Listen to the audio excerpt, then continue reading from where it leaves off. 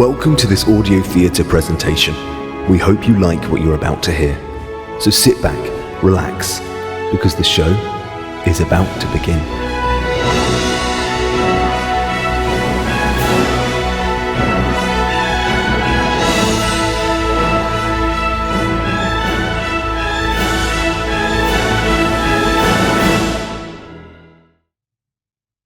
Chapter 5. So it was, the friends welcomed their newfound friend. She was made of wood and didn't bend. She stood so straight and with a grin, and she had a beautiful heart within. The morning came, and with it the mayor. He stood tall and proud, without a care. His mission today was to find a toy that would delight Ruby and bring lots of joy. In his head, his mind was set. He knew which toy he determined to get.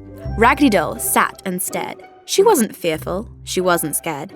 Her heart was broken, and without a say, she sat and looked out another day. The store had opened for another day. The mayor stood tall and proud, in his fine buttoned waistcoat and portly belly. Little round glasses dressed the end of his stout little nose, and he peered over them as he browsed the shelves and the ticket prices of all of the fine shopkeepers' toys. The shopkeeper, putting down his pencil, hurried over to speak with the fine visitor.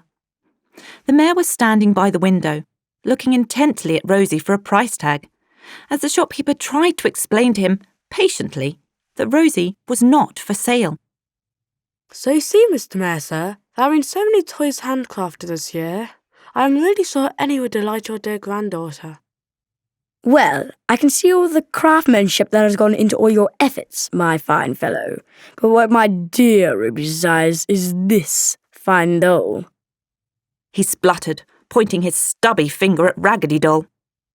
She brings a smile to Ruby's face daily, and I just know she'd be loved and taken care of.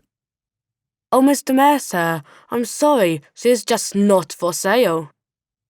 Not for sale? How can she be in a toy shop window and not be for sale? Stuff and nonsense. Now wrap her up, my fine fellow, and I will be on my way. Raggedy Doll remained motionless in the window, trying not to smile. Was this her moment? Would the shopkeeper be persuaded for her to be sold? She held her breath and listened intently. It was only moments before the shopkeeper continued. I am very sorry, she is in the window for a reason. She draws the crowd, she makes them smile. They delight in seeing her there, each season, with the fine window dressings round her. She is my centrepiece, and has a perfect purpose. My sentimental fellow, you have many toys that could delight the crowds on the window display. What about that ballad doll in the back? I'm sure you could give her a smile with some paint and brush. She could take the doll's place. As fine as she is, sir, Raggedy Doll was created for a purpose, and that purpose has done its job so well. I am sorry, Mr. Mayor, sir. She is just not for sale. Okay, look, I can see you're a man with passion and heart, but surely you could be persuaded by my money. Look, I give you the best money for her, more than she is clearly worth to you. After all, she is slightly faded in places and seems to be coming apart a little at the seams. With what I will give you, you can make a much finer doll. And if you really desire a rag doll in the window, make a much nicer and more classy doll. It is not about the money or the ability to make another.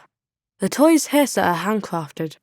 Yes, I can make another rag doll, but never with the exact dimensions, stitches, or features as this one. And that is why each of my toys are precious, individual, and loved. They each have a purpose, and she has done it more than words could say. I am very sorry, my fine sir. She is just not for sale.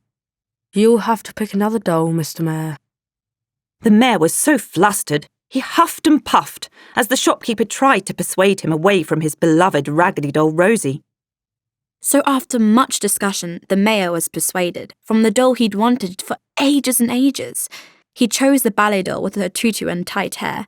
She smiled as she was packed. She hadn't a care. For as she had wanted, a fine home was hers, for the mayor's granddaughter with her fine coat and fur.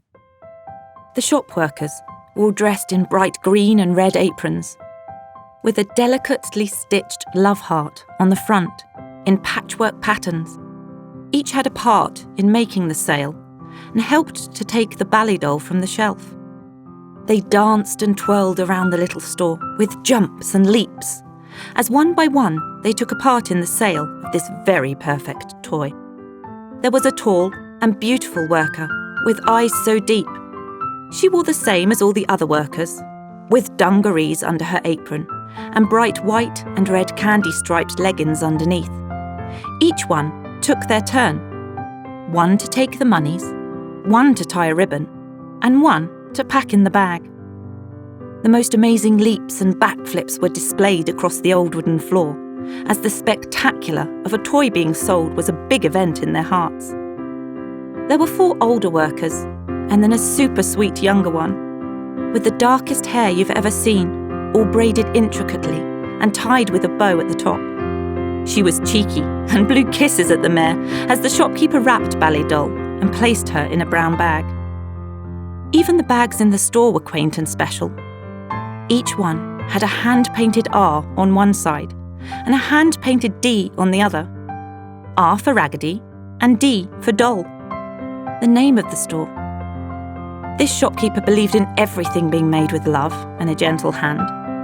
Everything was intricate and special and thought over. Nothing in this store just happened. Each was thought through and planned in advance, and the utmost of love was placed into all that you could see. As the sale proceeded, the toys looked on through dazed eyes. Could Ballet Doll be going at last? The dancers danced and stepped their way across the floor as the store sparkled with Christmas cheer